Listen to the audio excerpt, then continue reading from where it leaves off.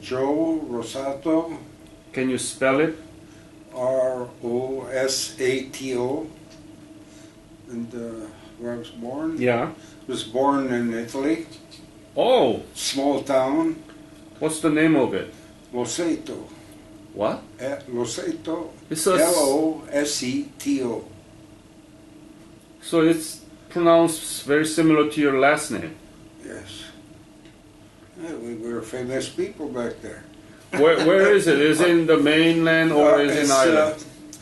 The closest big city was Bari. Bari was a seaport. And we were about 9 kilometers from Bari. Mm-hmm. Mm-hmm. It's just a small community, small town. And when you born? Your birthday? December 10, 1929. So you born in Italy? Yes. Ah, how did you end up in America? When did you come? Well, my father came to America in 1905. Mm-hmm. And then he used to go back and forth, come to America, go back to Italy, their hometown. Uh-huh. I think when the war broke out, I don't know if he was in the United States or he was in Italy. I think he was in the United States, him and his brothers. Mm-hmm. One of the brothers stayed here within the American Army, and they asked my father if I wanted to stay in the American Army or the Italian Army, and he chose to be in the Italian Army. And after the war, I think he came back to the United States, then went back again. Now, So you came with your father? yeah, he got married. This is how I became a citizen of the United States. I was born in a foreign country. Mm-hmm. Yeah, but he was a citizen when I was born. Mm-hmm. And then 19... But did you go school, did you finish your school in Italy or here in America? Where did you finish your school? Well, I went to school in Italy. That small town only added up to the 4th grade. Mm-hmm. And then if you had to go to an higher grade, you had to go to a different town. But I never got out of the 2nd grade. I stayed in the 2nd grade all the time. As soon as the teacher went out of the room, I went out of the window. Oh. So, when I went to school, we came here in 1940, me and my sister. My mother was already here. She came to the United States in 1939. Then we came later, 1940, and there was a last ship to sail from Italy. Then that was it. I went to school over here. I was 11 years old when I went to school. What school did you go? Yeah, I went to school in Chicago. The name of the school? James Otis. But I went to other school before. I don't remember. Yeah. So what were you doing when at the time that the Korean War broke out? Well, I was already in the service. I was in Okinawa. Oh, when did you join? I joined in Los Angeles, in California. When? 1949. Army or what? Army. Okay. You enlisted or drafted? I enlisted. Mm-hmm. Why? Well, I was always interested in being in the Army. I wanted to join the Army when I was 14 years old, when the war was going on. My father had to sign the papers, and he told me, he said, you know, they get killed. You get killed, and I said, I don't care. I said, what do you mean you don't care? You either live or you die. And that was it. I had to wait till I was 19 years old before I joined the Army. And that was in 1949. So you enlisted Army in 1949. Yes. And where did you get the basic military training? Fort Ord. Fort Ord. It's Northern California. I don't know if it's still there now. It might be, but it's been a long time. I don't know if they still have that far. And when did you leave for Japan?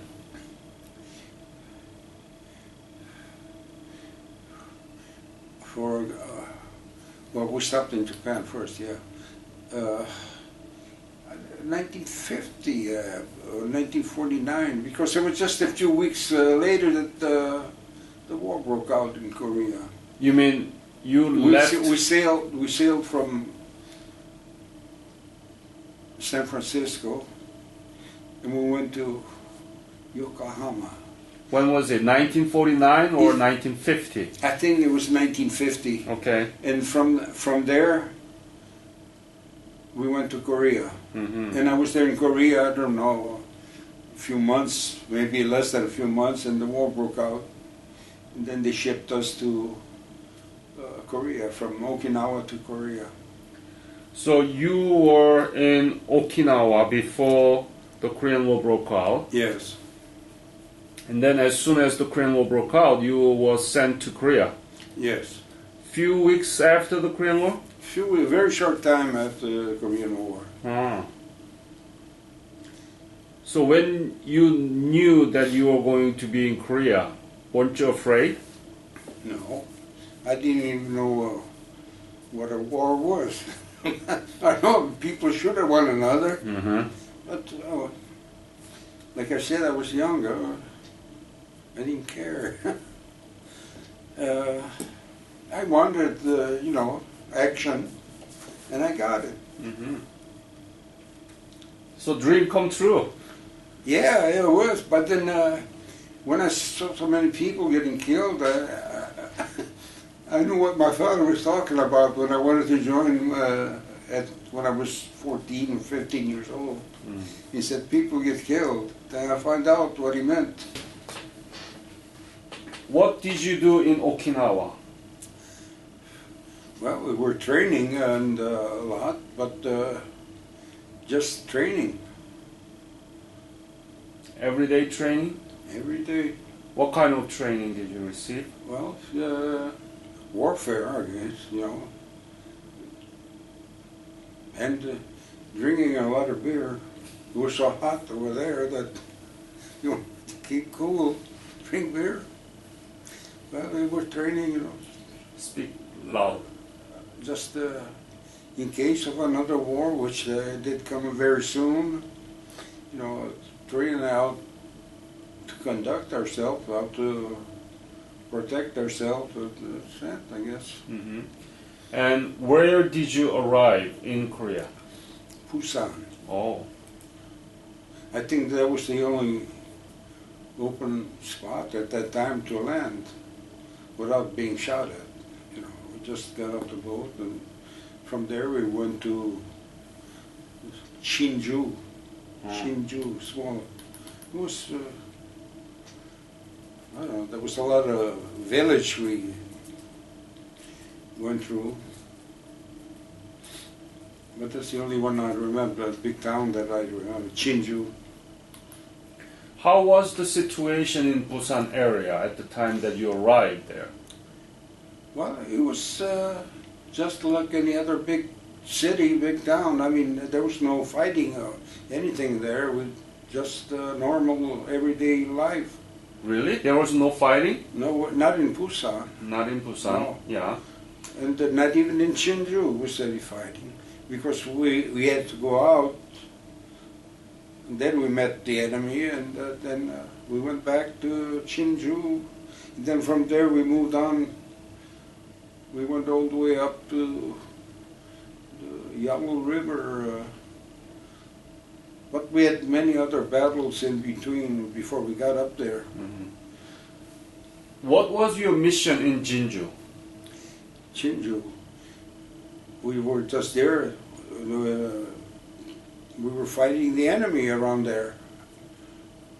Oh, there were enemy in Jinju? Oh, yeah, around the Shinju. That's where we stopped first. there were enemies around there. Well, practically there was enemies all around us. Because a lot of times, even when we went into the village, they told us to be careful because there might be North Koreans in the village, you know, pretending to be South Koreans. So we didn't know if they were North Koreans or South Koreans. The only thing, but anyone could have done that, he said the South Koreans would roll up their sleeve. I said, but when they saw that, the enemy saw that, they could do the same thing. Yeah. You know, it was, I don't know what to say. At times it was kind of scary. You were going from one area to another and you don't know if the enemy was in front of you or behind you. Right. Did you participate in Nakdong River Jump in a battle? Nakdong River. No, I was not. We were not in that area. I don't know what area that was, but I never heard that name. Not, no.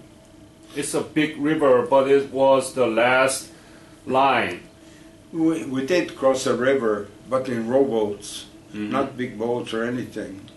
We went across, but I don't know what river that was. I remember crossing one of those rivers. Yeah. So, do you remember, though, you told me in the beginning that you participated in the 5 major battles, right? Well, that's what I think those brown stars were for the battles we were in. What is Bronze Star for? For the audience. Well, a Bronze Star is an award for, bravery or what. I don't know what it's for. I just got those. I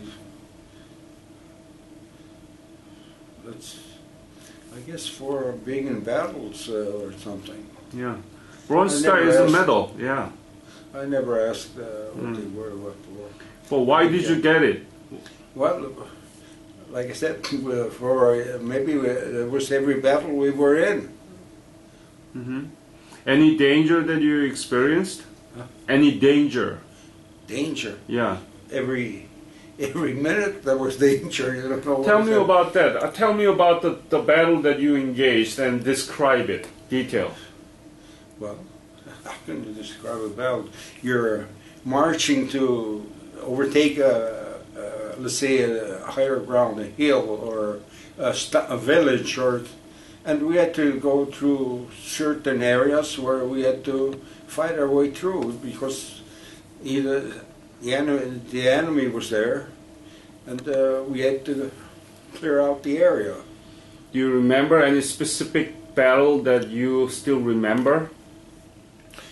Yeah, I remember a lot of battles, but I don't know what area or after all those years. No, you don't have to tell me the location, but the situation. How close you were with North Koreans, and did you have a hand-to-hand battle? No, we never were in that situation. Our group was never, because other groups had that hand-to-hand combat, but we were not close enough to that group. Sometimes they came right up to our line, and we shoot. You heard some shot.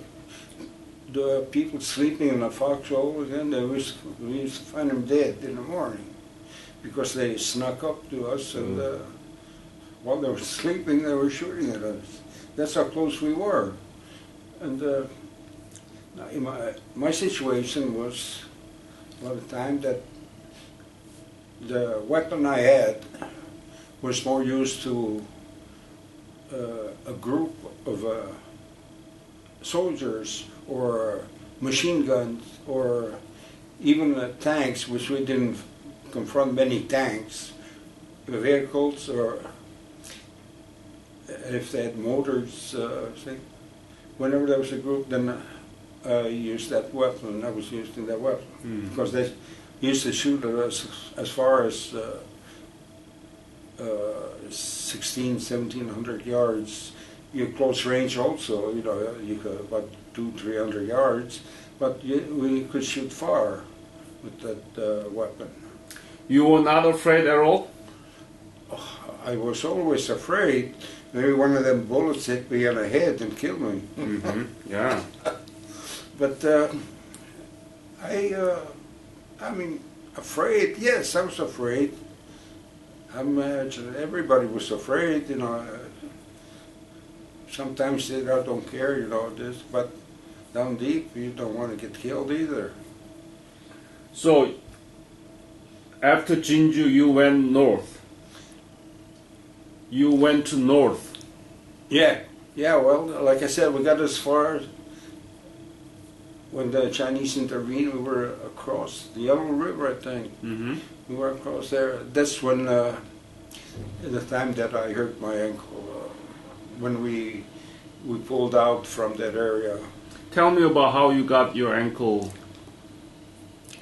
Well, we were the two ammo bearers, me, sergeant, and a lieutenant. We were still fighting, you know, before we had the orders to pull out.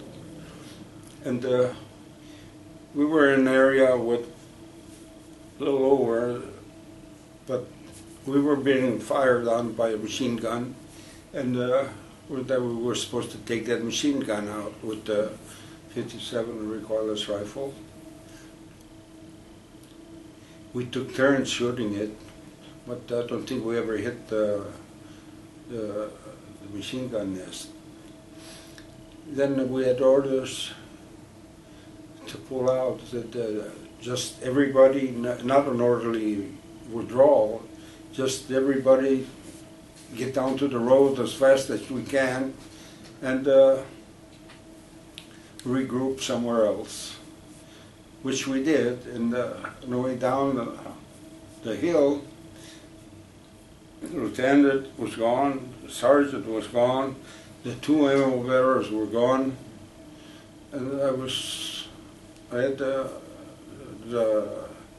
that 57 recoilless rifle, which wouldn't do no good. I didn't have somebody to load it for me, and but I was carrying it anyways. We're still carrying it.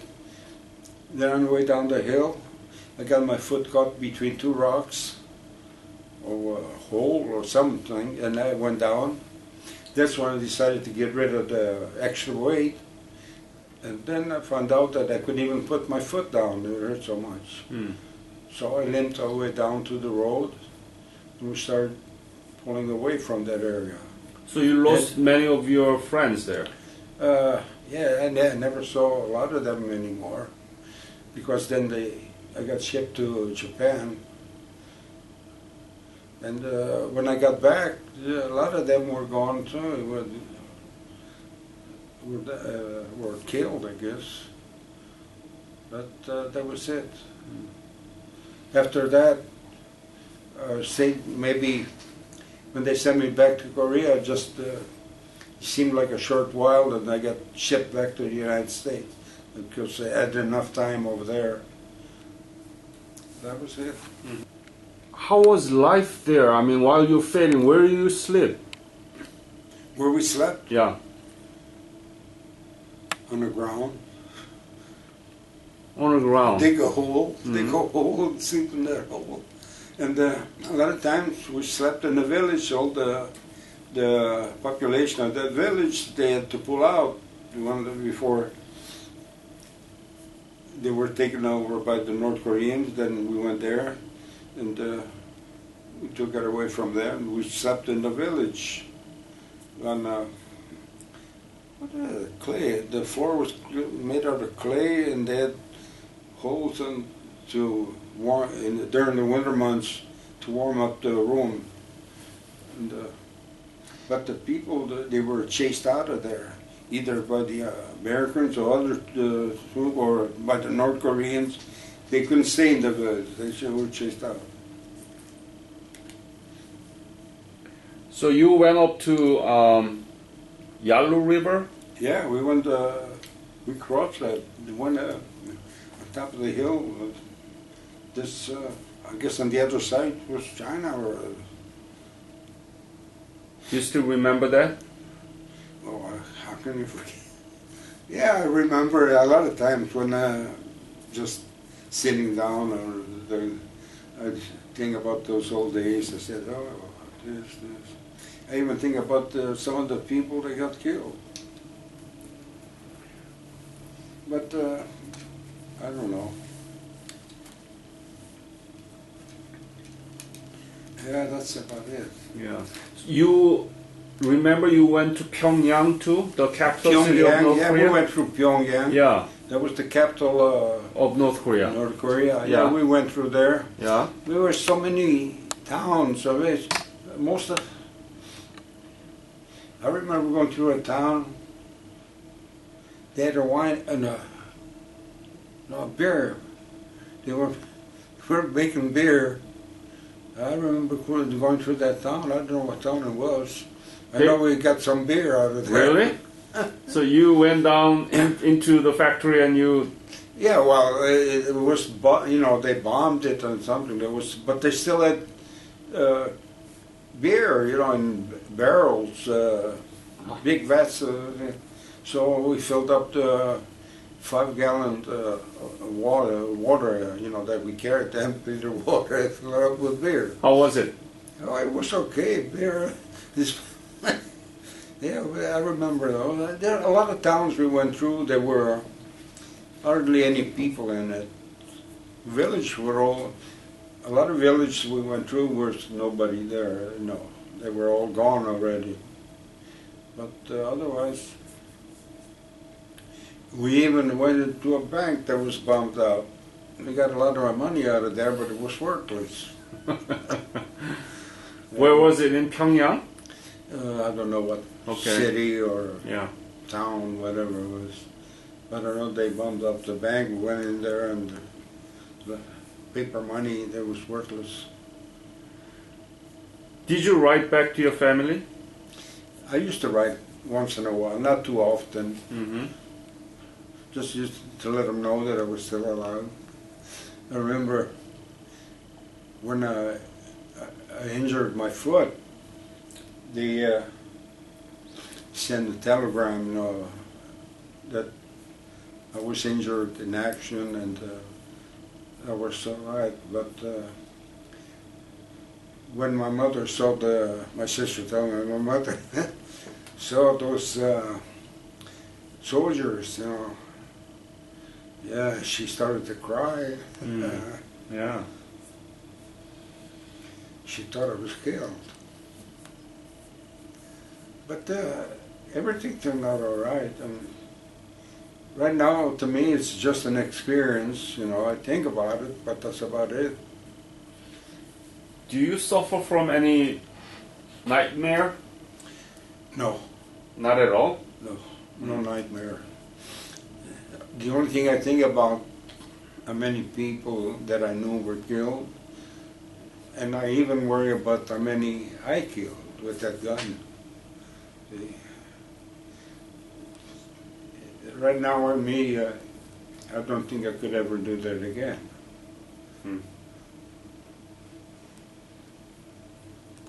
But it does come back to, you shrug it off, something that happened, that's it. Yeah.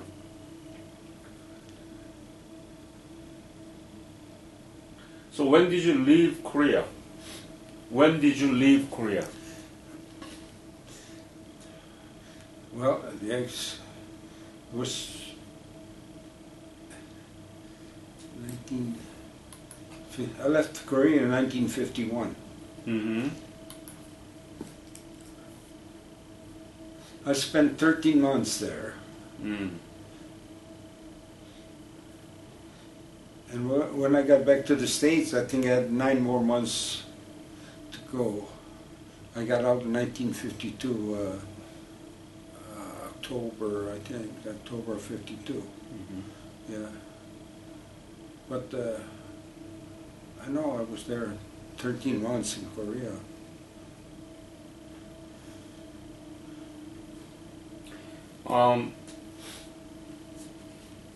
What was the most difficult moment that you remember during your service in Korea? The most difficult moment. The most difficult moments was when I was in Korea.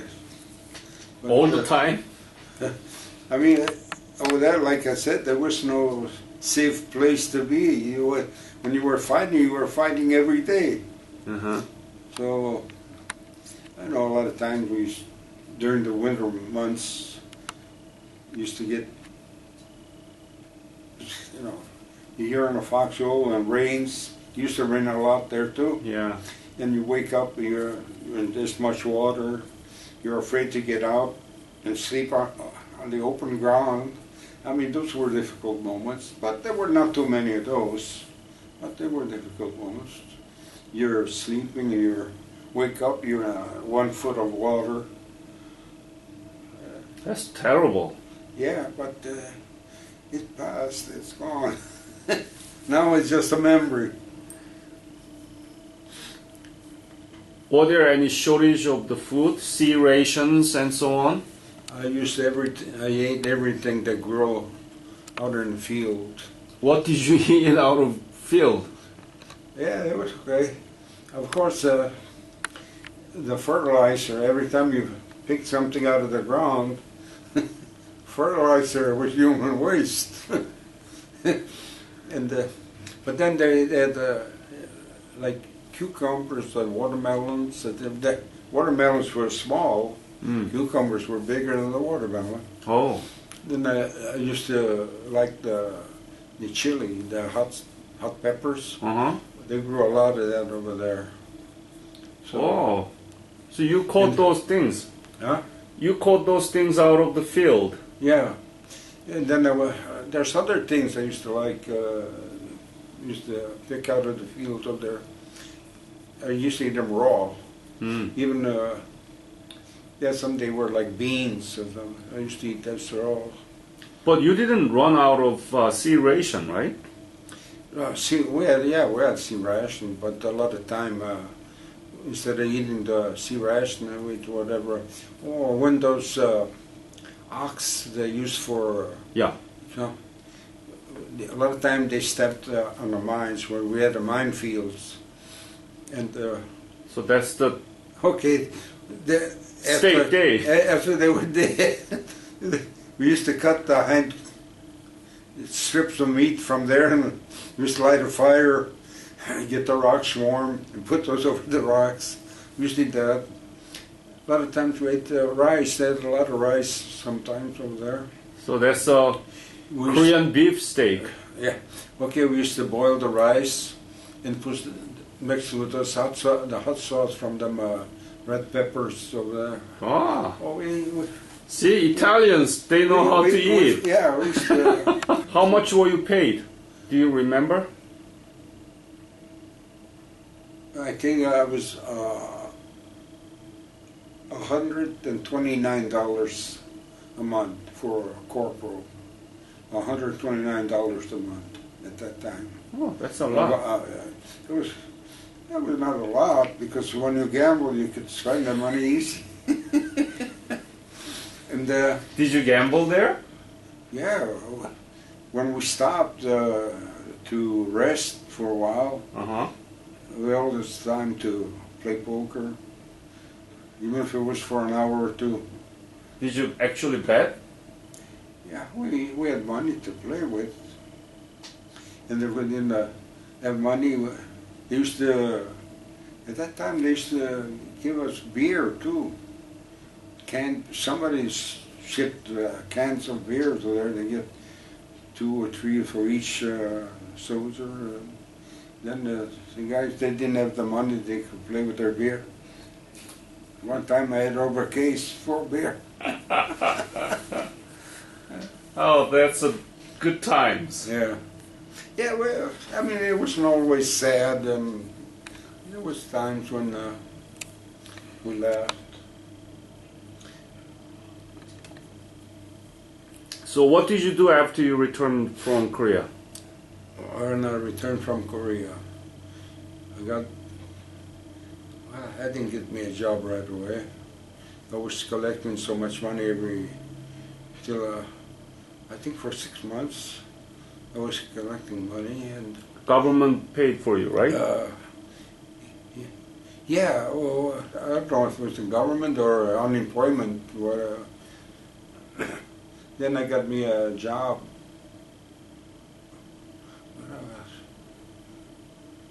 I think I was in a packing house or a butcher shop. I know I had a job doing that. And then from there,